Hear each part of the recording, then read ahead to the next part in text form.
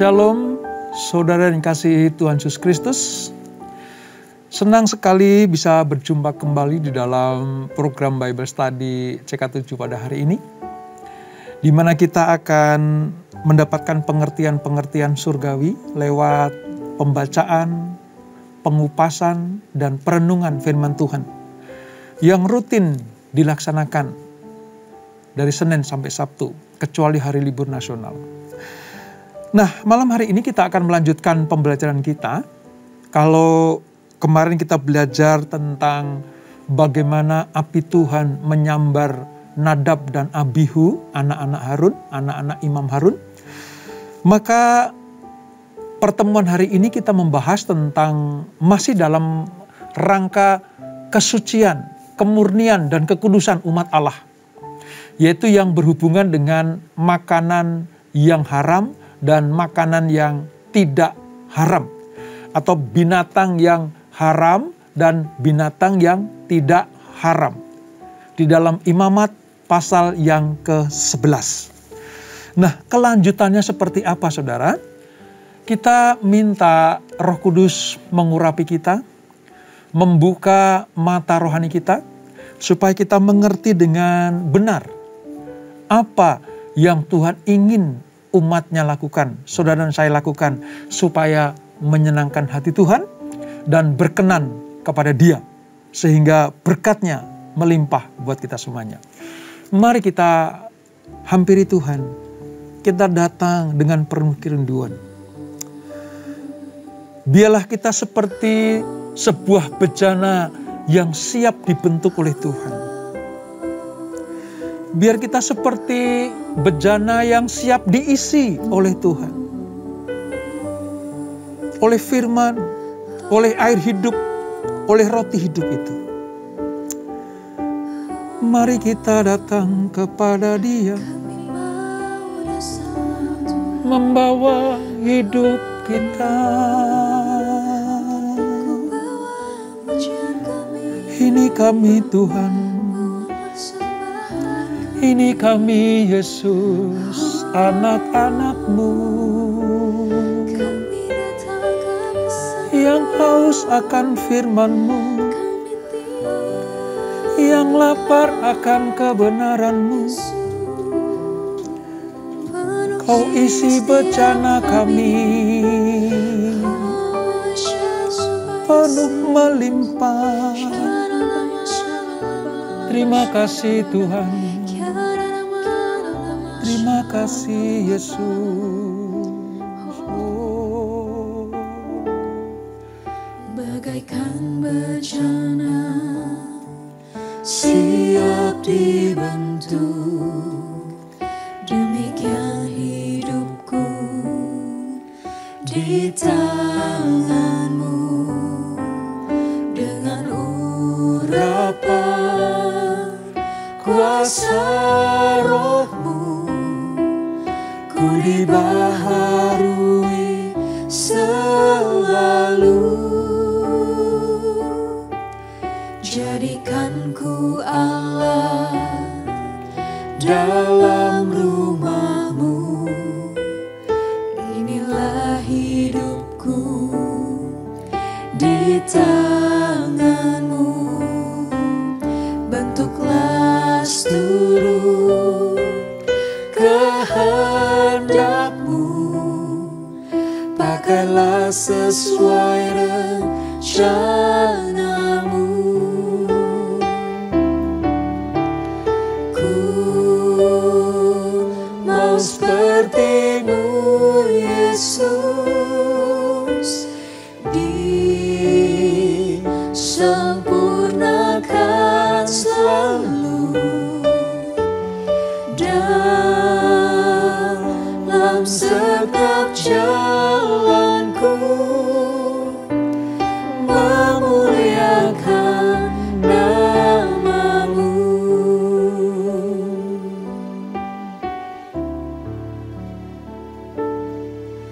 Bagaikan bejana siap dibentuk, demikian hidupku di tangan-Mu.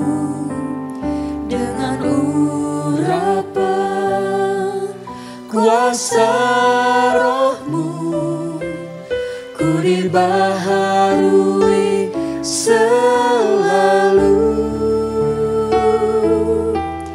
Jadikan ku Allah dalam rumah-Mu, inilah hidupku di tangan-Mu.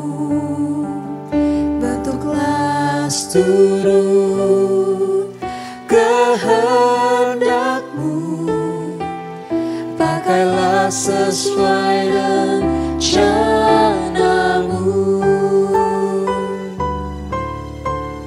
Ku mau seperti-Mu, Yesus,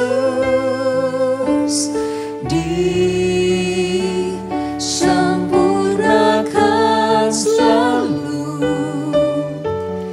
dalam segenap jalanku, memuliakan nama-Mu. Ku mau seperti-Mu, Yesus,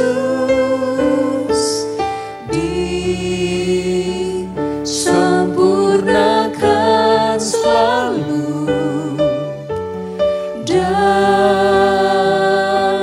segenap jalanku, memuliakan nama-Mu, memuliakan nama-Mu, memuliakan nama-Mu. Haleluya.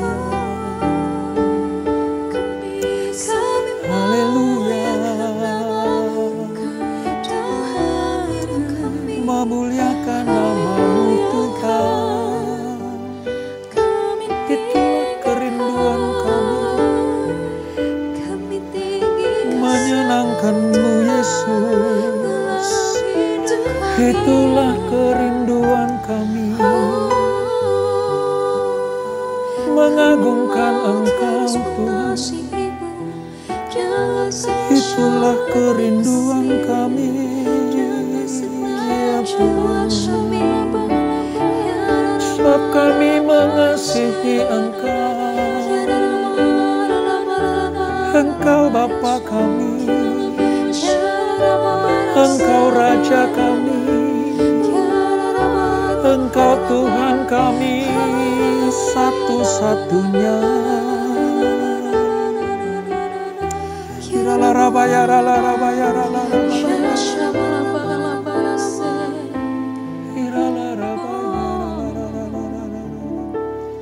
Aku mengasihi Engkau, Yesus, dengan segenap hatiku. Aku mengasihi Engkau, Yesus, dengan segenap jiwaku. Ku renungkan firman-Mu siang dan malam, ku pegang perintah-Mu dan ku lakukan. Engkau tahu ya Tuhan, tujuan hidupku hanyalah untuk menyenangkan hati-Mu. Ku renungkan firman-Mu siang dan malam, ku pegang perintah-Mu dan ku lakukan. Engkau tahu ya Tuhan, tujuan hidupku hanyalah untuk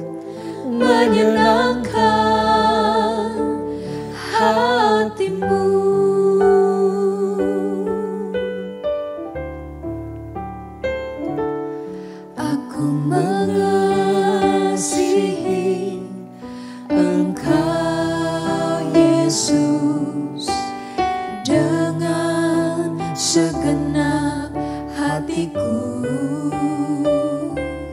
Aku mengasihi Engkau Yesus dengan segenap jiwaku. Ku renungkan firman-Mu siang dan malam. Ku pegang perintah-Mu dan ku lakukan. Engkau tahu ya Tuhan, tujuan hidupku hanyalah untuk menyenangkan hati-Mu. Ku renungkan firman-Mu siang dan malam. Ku pegang perintah-Mu dan ku lakukan. Engkau tahu ya Tuhan, tujuan hidupku hanyalah untuk menyenangkan hati-Mu. Hanyalah untuk menyenangkan hati-Mu. Hanyalah untuk menyenangkan hati-Mu.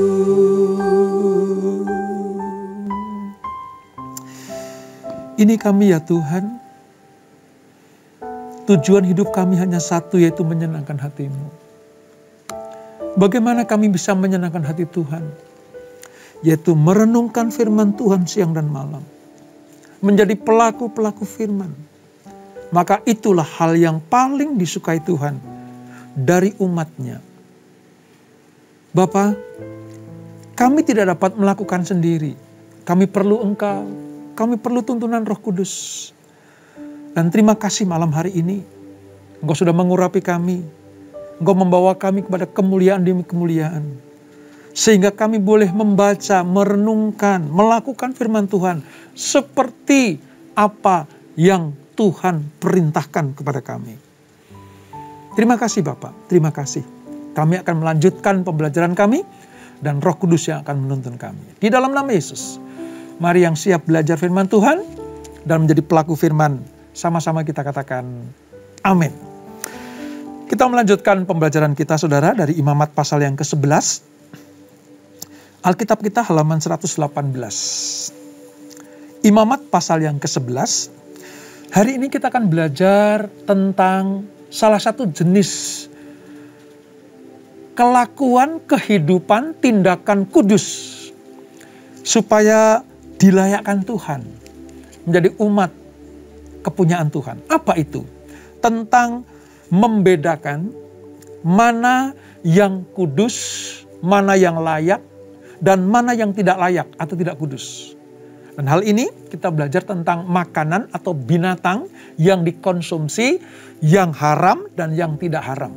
Yang tidak dibolehkan Tuhan dan diperbolehkan Tuhan. Nah, mari kita baca dalam Imamat pasal yang ke-11, ayat 1-3 saya bacakan terlebih dahulu saudara. Binatang yang haram dan yang tidak haram. Lalu Tuhan berfirman kepada Musa dan Harun, katanya kepada mereka, katakanlah kepada orang Israel begini, inilah binatang-binatang yang boleh kamu makan dari segala binatang berkaki 4 yang ada di atas bumi. Setiap binatang yang berkuku belah, yaitu yang kukunya bersela panjang dan yang memamah biak, boleh kamu makan. Nah, ini sebagai pengantar saudara, ini sebagai salah satu permulaan bagaimana Allah menyatakan ada binatang yang boleh dimakan dan ada binatang yang tidak boleh dimakan. Ya, artinya ada yang haram dan ada yang tidak haram. Begitu. Nah kalau kita baca selanjutnya sampai dengan ayat yang ke-43, itu diuraikan saudara. Mana binatang yang boleh dimakan dan mana yang tidak.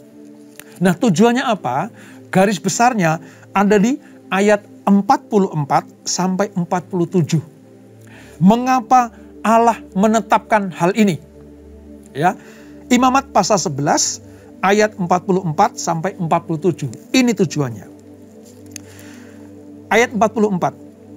Sebab akulah Tuhan, Allahmu, maka haruslah kamu menguduskan dirimu dan haruslah kamu kudus, sebab aku ini kudus. Dan janganlah kamu menajiskan dirimu dengan setiap binatang yang mengeriap dan yang merayap di atas bumi. 45. Sebab akulah Tuhan yang telah menuntun kamu keluar dari tanah Mesir, supaya menjadi Allahmu. Jadilah kudus, sebab aku ini kudus. 46. Itulah hukum tentang binatang berkaki 4, burung-burung, dan segala makhluk hidup yang bergerak di dalam air, dan segala makhluk yang mengeriap di atas bumi. 47. Yakni untuk membedakan antara yang najis dengan yang tahir, antara binatang yang boleh dimakan dengan binatang yang tidak boleh dimakan. Jadi dari apa yang kita pelajari ini saudara, ada sebuah pengertian dari Tuhan yang diberikan kepada umatnya. Apa itu? Salah satu pusat perhatian Tuhan melalui berbagai ulasan di kitab Imamat ini saudara, itu tentang ritual persembahan kurban untuk penyucian. Ritual untuk persembahan kurban untuk penyucian, termasuk juga tentang makanan. Tuhan mengajarkan kepada bangsa Israel lewat Musa dan Harun agar dapat membedakan apa yang kudus dari yang tidak kudus, apa yang tahir dan dari yang najis. Ini maksudnya. Nah, pasal yang ke-11 nanti sampai dengan pasal 16 itu membicarakan berbagai peraturan mengenai apa saja yang disebut haram dan halal, tajir dan najis, yang memuncak nanti pada peraturan mengenai hari raya pendamaian di pasal yang ke-16.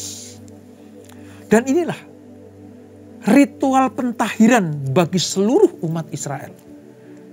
Korbannya tidak bercacat celah, imamnya tidak bersalah, dan makanannya juga makanan yang tidak haram. Artinya yang tahir. Nanti di dalam budaya bangsa Israel saudara, nanti ada makanan yang kosher gitu. Makanan kosher itu makanan yang dikuduskan, yang ditahirkan, ya, yang ditahirkan. Nah dari sini kita bisa melihat Allah menetapkan ini yang boleh dimakan, artinya ini yang tahir, dan ini yang tidak boleh dimakan, ini yang haram. Tujuan Tuhan menyatakan ini adalah supaya engkau taat kepadaku dan engkau menjaga hidupmu, supaya engkau berkenan kepadaku dan kudus, sebab aku adalah kudus.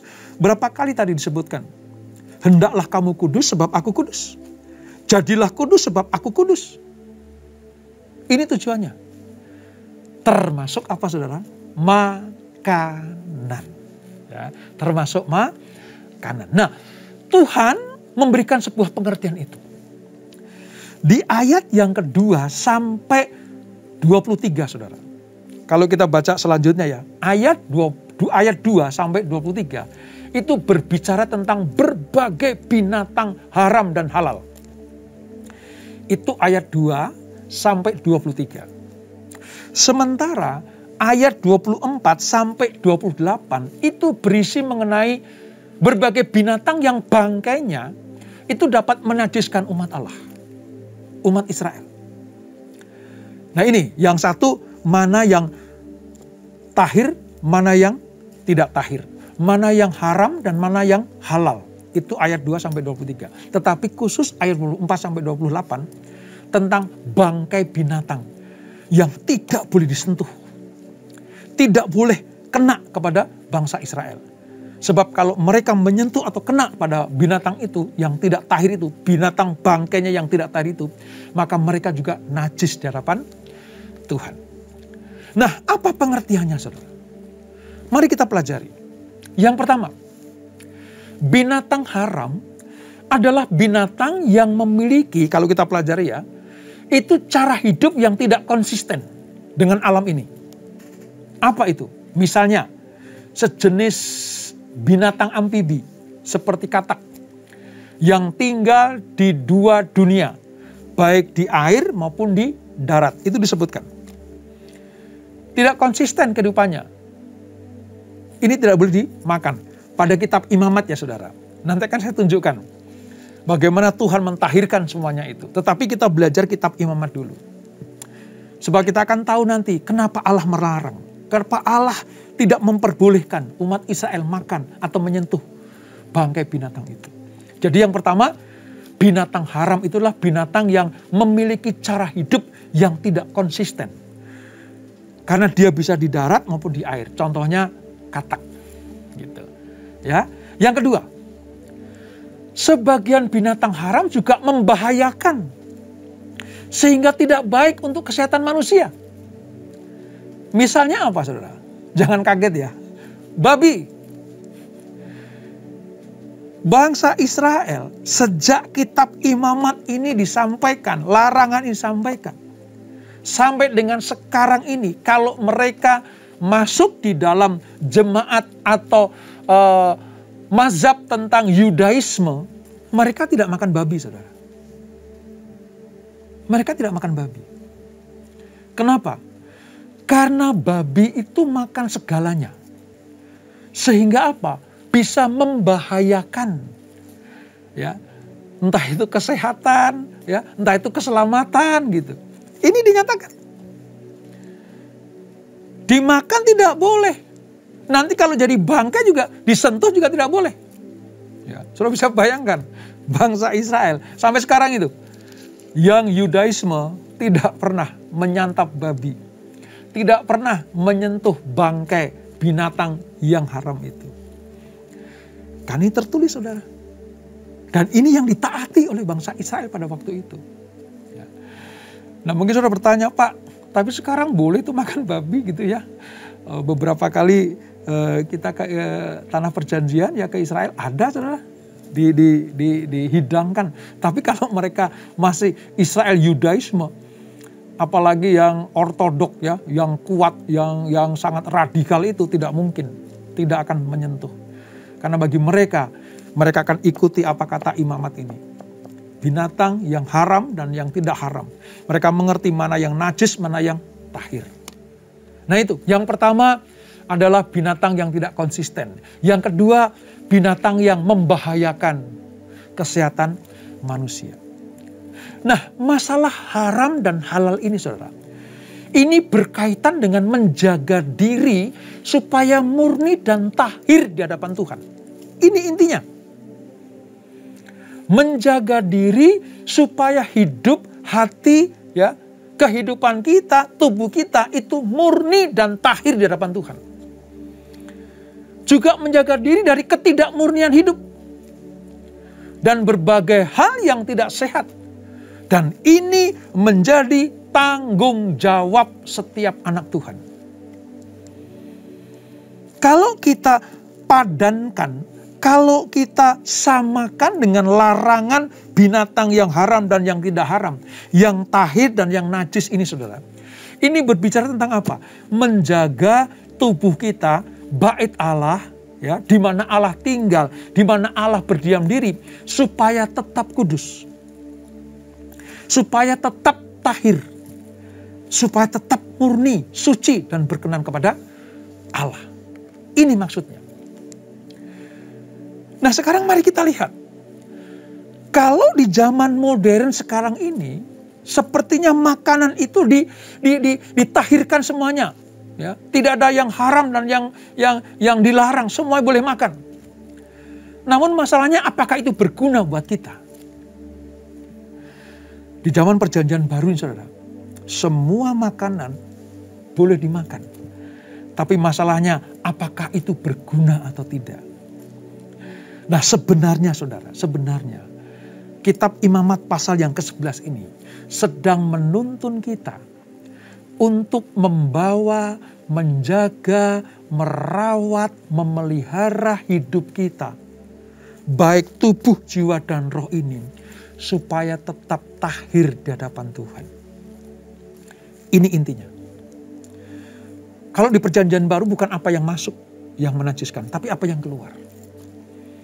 Makanya dikatakan semuanya layak, semuanya tahir. Apa yang dinyatakan Allah layak dan tahir silakan dimakan. Tapi sekarang manusia harus bisa menimbang diri. Mana yang boleh dimakan dan mana yang tidak. Mana yang berguna bagi kesehatan kita dan mana yang tidak berguna. Ada satu pengertian yang lebih daripada itu saudara. Misalnya begini, yang tahir dan tidak tahir. Yang layak dan yang tidak layak. Yang haram dan yang tidak haram. Bagi kita di zaman modern ini, ada berbagai gaya hidup yang tidak sesuai dengan natur Allah atau gambar Allah. Misalnya, seorang pria yang berpakaian atau berdandan ala wanita. Soalnya mungkin itu, Pak itu kan lucu-lucuan, Pak itu kan gaya hidup modern, Pak itu kan ya budaya sekarang ini. Sekarang saya tanya saudara, apakah itu natur Allah? Apakah itu mencerminkan kepribadian Allah? Ya. Berdandan seperti wanita, bersolek seperti wanita, ya. Belum lagi ada makanan yang sehat dan yang tidak sehat. Apakah itu tidak merusak tubuh? Apakah itu mempermuliakan nama Tuhan? Sebab apa saudara? Sebab kita bertanggung jawab untuk menjaga diri. Agar hidup kita, agar apa yang kita pakai, apa yang kita makan, apa yang kita pergunakan, itu semuanya dipergunakan untuk kemuliaan Allah. Ini arti pentingnya saudara. Ingat ya tadi ya, di ayat yang ke-44 sampai 47. Intinya, kuduslah kamu, sebab aku kudus. Nah kata, kuduslah kamu sebab aku kudus. Yang kamu makan, yang kamu pakai, yang ada dalam tubuhmu, yang ada dalam hidupmu, harus sepadanan dengan apa yang ada padaku. Karakter Allah, sifat-sifat Allah, naturnya Allah harus tercermin dalam kehidupan kita. Makanya saya singgung tadi. Kalau ada seorang pria yang bersolek, berdandan seperti layaknya seorang wanita. Pertanyaan saya, apakah itu natur Allah? Nggak usahlah kata makanan saudara. Tentang karakter manusia ini saja. Penampilan ini saja. Apakah itu sudah mewakili sifat-sifat Allah? Atau naturnya Allah. Jadi kalau kita berbicara tentang najis dan tidak najis, haram dan yang tidak haram, itu sebenarnya lebih luas lagi tentang kehidupan kita yang kita jaga tetap kudus dan berkenan kepada Allah. Jadi arti kuduslah kamu sebab aku kudus, itu hidup kita yang kita pakai, yang kita makan, yang kita pergunakan, yang kita ucapkan, yang kita lakukan, semua harus berpadanan dengan Allah. Saya ingin sedikit menyinggung tentang perjanjian baru ya saudara. Di dalam 1 Korintus 6 ayat 12. 1 Korintus 6 ayat 12. Saudara catat baik-baik itu. Paulus bilang seperti ini kepada umat di Korintus. Segala sesuatu itu halal bagiku. Karena semua yang diciptakan Allah, ya sejak ditahirkan oleh Allah itu halal semuanya. Tetapi bukan semuanya berguna. Segala sesuatu halal bagiku. Tetapi aku tidak membiarkan diriku diperhamba oleh suatu apapun. Ini pengertiannya. Kalau dulu dinyatakan halal atau haram di perjanjian lama. Dan sekarang di perjanjian baru, segala sesuatu adalah halal bagi kita. Tetapi kita harus menjaga diri. Apakah itu penting bagiku? Sebab aku tidak mau diperhamba oleh itu. Ya, itu 1 Korintus 6 ayat 12. Ditandaskan dengan Matius 15 ayat 11. Dikatakan begini, dengar dan camkanlah. Bukan yang masuk ke dalam mulut yang menajiskan orang. Melainkan yang keluar dari mulut, itulah yang menajiskan orang. Artinya apa? Yang dari dalam ini. Yang dari kehidupan kita inilah. Yang akan kita keluarkan, kita ucapkan, kita lakukan, kita perbuat itu. Itu bisa menajiskan hidup kita. Penampilan kita, perkataan kita, perbuatan kita, bahkan juga pikiran kita. Kan keluar dari hidup kita itu, saudara. Itu yang menajiskan. Makanya saya ulang sekali lagi, Allah minta kita kudus. Allah minta kita suci. Kuduslah kamu sebab aku kudus. Artinya kalau Allah menetapkan, Allah memerintahkan kita untuk melakukan hal yang kudus, lakukan.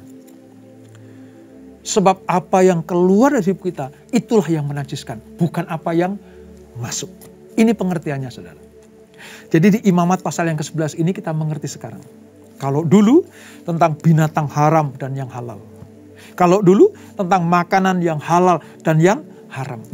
Tapi sekarang lebih kepada apakah hidup kita mempermuliakan nama Tuhan. Apakah perkataan kita, tingkah laku kita berpadanan dengan Tuhan. Sebab Allah standarnya kudus dan apakah diri kita kudus di mata Tuhan. Termasuk apa yang kita makan. Kita tundukkan kepala. Bapak, terima kasih untuk pembelajaran pada malam hari ini. Dari Imamat pasal yang ke-11. Tentang binatang yang haram dan yang tidak haram. Tentang makanan yang tahir dan yang najis. Kami diajarkan pada zaman perjanjian lama, lewat aturan Tuhan ini bangsa Israel diatur sedemikian rupa supaya mereka tetap kedapatan tidak bercacat celah. Kalau binatang persembahannya saja tidak boleh bercacat celah. Kalau imamnya saja tidak boleh bersalah dan bercacat celah seperti Nadab dan Abihu. Maka apa yang masuk, apa yang dikonsumsi oleh manusia Israel pada waktu itu juga harus yang tidak bercacat dan bercela. Itu di perjanjian lama. Korban persembahannya harus kudus, tidak bercacat celah. Imamnya harus kudus dan tidak bercacat celah. Umatnya juga harus kudus dan tidak bercacat celah. Sempurna sekali Allah memberikan hukum-hukumnya. Tuhan berfirman, hendaklah kamu kudus sebab aku ini kudus. Artinya semua yang dilakukan, yang dipikirkan, yang keluar dari mulut bangsa Israel pada waktu itu harus benar-benar kudus, berpadanan dengan kekudusan Allah. Memang manusia tidak bisa melampaui kekudusan Allah. Tapi menjaga hidupnya tetap benar dan berkenan. Itulah kekudusan standarnya Allah. Manusia tidak bisa menyamai kekudusan Allah. Tetapi Tuhan pengen melihat manusia hidup di dalam ketaatan. Supaya hidupnya tetap berkenan pada Tuhan. Di zaman modern ini Tuhan, kami minta kekuatan daripadamu. Supaya kami menjaga hidup kami. Melakukan apa-apa yang Tuhan perintahkan. Mungkin di dalam surat Korintus, di dalam Matius mengatakan bukan apa yang masuk tapi apa yang keluar. Mungkin berkata bahwa itu adalah semua ditahirkan, dihalalkan. Tapi apakah itu berguna buat kami? Ajar kami ya Tuhan untuk menjaga, merawat tubuh kami ini sebagai baitnya Allah. Tempat kediaman Allah. Tempat rumah Allah berdiam di dalam hidup kami. Kami menjaga tubuh kami, menjaga kesehatan kami, apa yang kami makan, apa yang kami lakukan, semuanya biarlah sesuai dengan kehendak Allah. Tingkah laku kami sesuai dengan naturnya Allah. Terima kasih Bapak untuk pelajaran hari ini. Kami percaya Roh Kudus yang akan memampukan kami untuk memperingatkan kami supaya kami melakukan apa yang Tuhan suruh kami lakukan. Berkati anak-anak-Mu, berkati keluarga demi keluarga. Berkati mereka semua yang join di dalam Bible Study online CK7 ini. Mereka semakin mengerti sekarang. Mereka harus hidup kudus di hadapan Tuhan. Terima kasih Bapak. Yang sakit Tuhan sembuhkan. Yang berbeban berat Tuhan berikan kelegaan. Yang terikat oleh kuasa-kuasa kegelapan dilepaskan Tuhan. Sebab Yesus Kristus adalah Tuhan dan Juru Selamat kami. Sebelum kami tinggalkan acara ini, kami siapkan hati kami terima berkat yang daripada-Mu. Kekasih-kekasih Kristus arahkan hatimu kepada Tuhan. Terimalah berkat kasih anugerah dari Bapa yang berlimpah-limpah di dalam anaknya yang tunggal Tuhan Yesus Kristus. Dan persekutuan yang manis dalam Roh Kudus menyertai kita semuanya. Mulai saat ini sampai Maranatha. Tuhan datang yang kedua kali menjemput kita semuanya. Dibawa masuk dalam kerajaan surga yang mulia. Menikmati kemuliaan kekal sampai selama-lamanya. Yang diberkati. Sama-sama kita katakan amin. Tuhan Yesus memberkati.